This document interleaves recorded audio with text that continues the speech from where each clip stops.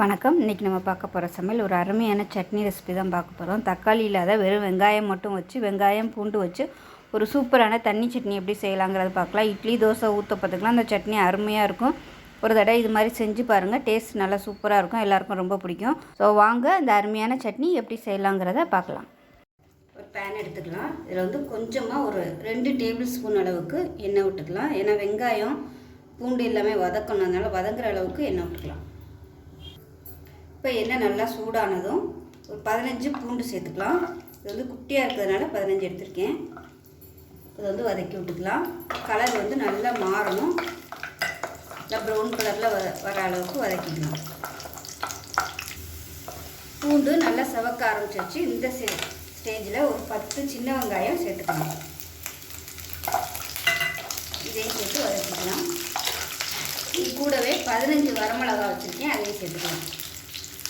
காரத்தை பொறுத்து வரமிளகா கூடவோ குறைச்சோ சேர்த்துக்கலாம். இதையும் சேர்த்து நல்லா வதக்கி விட்டுக்கலாம். வெங்காயத்தோட கலர் நல்லா மாறணும்.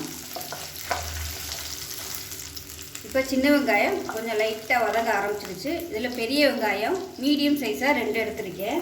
அதாவது இந்த சைஸுக்கு, அதாவது குட்டியாக உள்ள பெரிய வெங்காயம் 2 எடுத்திருக்கேன். பெருசாக இருந்தால் நீங்கள் 1 எடுத்துக்கோங்க. இதையும் சேர்த்துக்கலாம். இந்த மாதிரி கட் பண்ணால் போதும். இது கூடவே சின்ன நெல்லிக்காய் சைஸுக்கு புளி சேர்த்துக்கலாம். இது எல்லாமே நல்லா வதங்கணும். இப்போ இதுக்கு தேவையான உப்பு சேர்த்துக்கணும். உப்பு சேர்த்துட்டோம்னா வெங்காயம் சீக்கிரமாக வதங்கிடும். இப்போ எல்லாமே நல்லா வதங்கிடுச்சு. இப்போ அமர்த்திடலாம். அமர்த்திட்டு ஆறுனதுக்கப்புறம் நல்லா நைஸாக அரைச்சிக்கலாம். நல்லா தண்ணி ஊற்றியே அரைச்சிக்கலாம். கெட்டியாக அரைக்காமல் நல்லா தண்ணியாகவே அரைச்சிக்கலாம். இப்போ பாருங்கள், சட்னி அரைச்சாச்சு. இந்த அளவுக்கு தண்ணியாக வச்சுக்கோங்க. நான் இன்றைக்கி இட்லி தான் செய்ய போகிறேன். ஸோ இட்லிக்கு செய்யலை இந்த மாதிரி தண்ணியாக வச்சு சாப்பிட்டிங்கன்னா சூப்பராக இருக்கும். இப்போ மிக்ஸி அலசிட்டு இன்னும் கொஞ்சம் தண்ணி சேர்த்துக்கிறேன். பார்த்திங்கன்னா இந்த அளவுக்கு இருக்கணும். இன்னும் கூட நீங்கள் தண்ணி வேணும்னா ஊற்றிக்கலாம். ஊற்றப்பத்துக்கலாம். இந்த மாதிரி சட்னி செஞ்சு சாப்பிட்டிங்கன்னா சூப்பராக இருக்கும். இப்போ இதுக்கு ஒரு தாளிப்பு கொடுத்துக்கலாம். இப்போ தாளிக்கிற பேன் எடுத்துக்கலாம். கொஞ்சமாக எண்ணெய் விட்டுக்கலாம். எண்ணெய் சூடானதும் ஒரு டீஸ்பூன் கடுகு சேர்த்துக்கலாம். கடுகு வெடிக்க ஆரம்பிக்கவும் ஒரு வரமிளகாயை கிள்ளிட்டு சேர்த்துக்கலாம்.